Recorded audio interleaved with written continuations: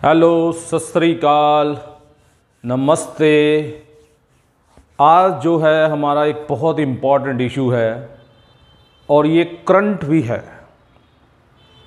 आज हम दो मिलिट्री अलायंस के बारे में पढ़ेंगे जो कि सेकंड वर्ल्ड वॉर के बाद दुनिया में इस्टेब्लिश हुए, जिनमें एक मिलिट्री अलायंस जो है वो आज भी चल रहा है और जबकि एक जो है वो डिज़ोल्व हो गया है।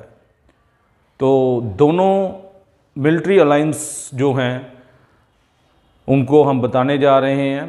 तो ये बताने का मकसद क्या है, पहले तो ये, क्योंकि करंट जो आपको सिचुएशन जो ग्लोबल लेवल पर चल रही है, जिसमें यूक्रेन और रशिया की वार चल रही है और उस वार में बहुत सारे नाम हमारे सामने आ रहे हैं, जिसमें सबसे इम्पॉर्टेंट अलायंस का नाम आ रहा है वो है NATO.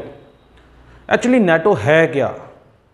NATO second world war के बाद एक मिलिट्री अलायंस था जिसकी फुल फॉर्म है नॉर्थ अटलांटिक ट्रीटी ऑर्गेनाइजेशन।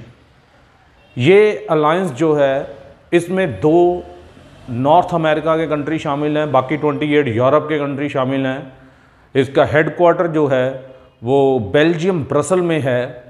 मकसद क्या था नेटो का? नेटो बनाने का ऑब्जेक्ट क्या था? असल में ये एक अमीर मुल्कों का ऑर्गेनाइजेशन था, आप कह सकते हैं, क्योंकि सेकेंड वर्ल्ड वॉर के बाद दुनिया में दो थ्योरीज आई।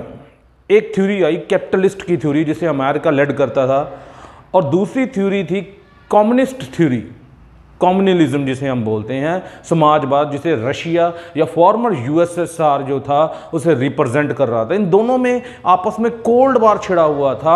आपस में इनकी ये थी कि hegemony, yes, hegemony is a very exact word. दोनों अपने आप को सुपर पावर समझना चाहते थे, in terms of economic, in terms of political, in terms of military.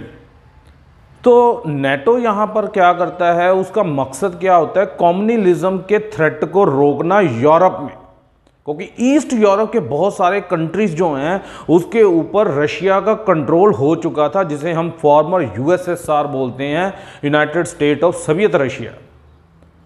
तो इसमें 28 कंट्री थे और दो अमेरिका, नॉर्थ अमेरिका से आते थे। तो टोटल ये 30 कंट्रीज की ऑर्गेनाइजेशन है।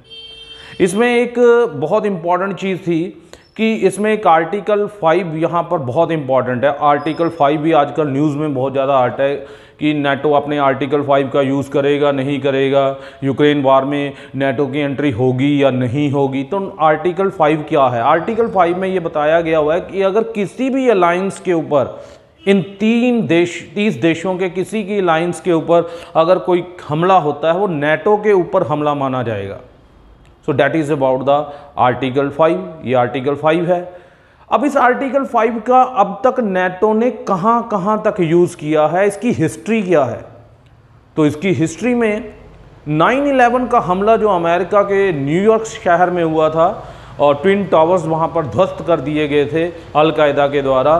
तो वहां के बाद फिर अफगानिस्तान में ऑपरेशन वार चला, ऑपरेशन वहाँ पर चलाया अमेरिकन ने। तो वो नेटो के अंदर ही चला, वो नेटो का ही एक तरह से ऑपरेशन था।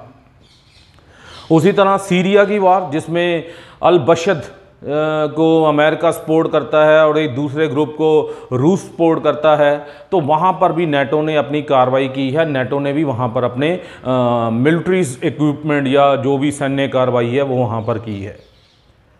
अब हमारे पास क्वेश्चन आता है कि रशिया का क्या स्टैंड है, जिसे हम फॉर्मर यूएसएसआर कहते हैं, क्योंकि उस ज़माने की हम बात कर रहे हैं तो स्टालिन का ज़माना था। तो रशियंस जो थे वो एक कम्युनिस्ट थ्योरी को लेकर आए थे।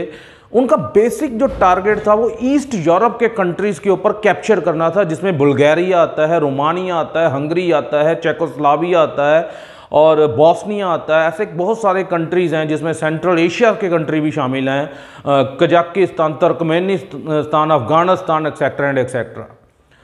तो ये क्या करते थे, इनका बेसिक मकसद भी ईस्ट यूरोप को अपने कब्जे में रखना है।